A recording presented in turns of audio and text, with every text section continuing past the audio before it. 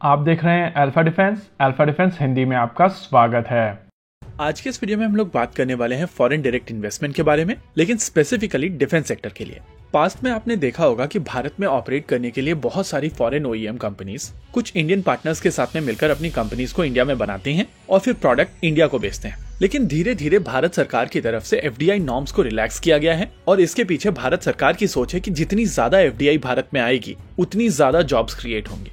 साल 2020 के आसपास भारत सरकार की तरफ से एफडीआई नॉर्म्स को और ज्यादा रिलैक्स किया गया था और उस पॉइंट ऑफ टाइम पर 100% तक एफडीआई डिफेंस में अलाउ की गई थी। ये एफडीआई दो तरीकों से अलाउ की गई थी, एक ऑटोमेटिक रूट और दूसरी गवर्नमेंट अप्रूवल के साथ में। ऑटोमेटिक रूट के तहत अगर कोई भी फॉरेन ओईएम भारत में अपनी कंपनी स्टैब्लिश करना चाहता है तो उनको एक इंडियन पार्टनर देखना पड़ता था जो 26% इन्वेस्टमेंट उनके साथ में करने को तैयार हो। इस तरीके के सेटअप में इन कंपनीज को किसी के अप्रूवल की आवश्यकता नहीं पड़ती है और वो लोग आपस में अग्रीमेंट करके अपनी फैक्ट्री स्टैब्लिश कर सकते हैं। वहीं पर अगर फॉरेन ओईएम की तरफ से एक ऐसा सिस्टम बनाया जा रहा है जो भारत में नहीं बनता है और भारत उस तरीके की टेक्नोलॉजी अभी डेवलप भी नहीं कर पा रहा है, तो यहाँ पर भारत सरकार की तरफ से एक स्पेशल अप्रूवल दिया जा सकता है और इस स्पेशल अप्रूवल के तहत ये फॉरेन ओईएम भारत में अपना सिस्टम बना सकती है और फैक्ट्री स्टैब्लिश करने के लिए वो लोग पूरी तरीके से अपना इन्वेस्टमेंट कर सकते हैं, यानी कि 100% एफडीआई।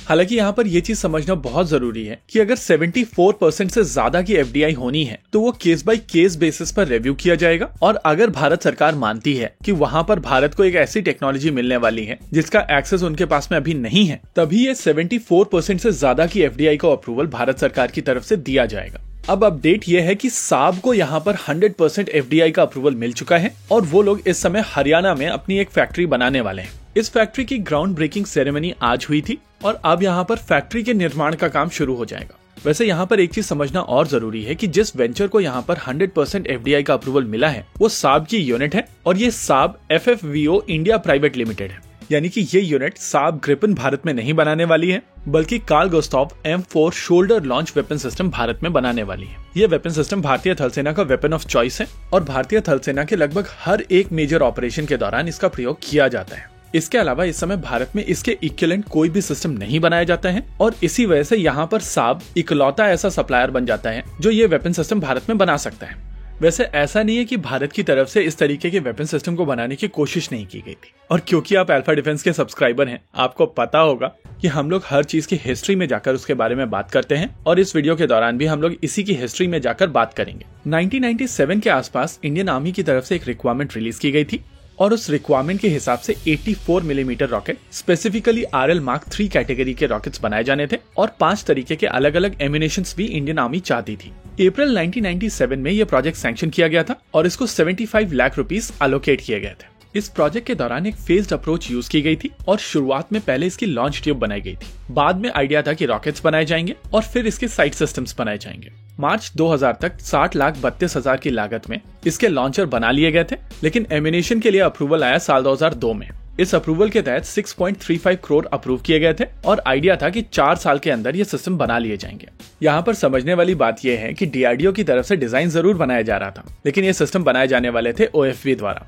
मार्च 2000 में डीआरडीओ की तरफ से लॉन्चर की टेक्नोलॉजी ओएफबी को दी गई थी और जब मार्च 2001 में इंडियन आर्मी ट्रायल के लिए तैयार थी तो ओएफबी की तरफ से कहा गया था कि ये लॉन्चर जून 2002 में बनेंगे। वहीं पर एम्यूनेशन को लेकर प्रोजेक्ट 2002 में अप्रूव किया गया था और साल 2006 तक ये प्रोजेक्ट कंप्लीट किया जाना था। ये प्रोजेक्ट आगे बढ़ता उससे पहले इंडियन आर्मी ने मार्च 2002 में 3000 रॉकेट लॉन्चर्स ऑर्डर कर दिए थे, साथ ही 3000 टेलीस्कोपिक साइट और 36,000 हीट एम्यूनेशन राउंड्स। बाद में ओएफबी के थ्रू इंडियन आर्मी की तरफ से डीआरडीओ को कहा गया कि वो 4 साल तक वेट नहीं कर सकते हैं और अब ये प्रोजेक्ट बंद कर देना चाहिए। यही कारण है कि इस कैटेगरी में अभी कोई इंडिजिनस ऑप्शन अवेलेबल नहीं है और ओएफबी को जो एमओ की टेक्नोलॉजी ट्रांसफर की गई थी उसके बावजूद ये सिस्टम बाहर से अक्वायर किया जा रहा है। ऐसे में 100% एफडीआई के साथ में साब अगर इस सिस्टम को भारत में बनाता है तो कम से कम जॉब्स तो यहाँ पर क्रिएट होंगी।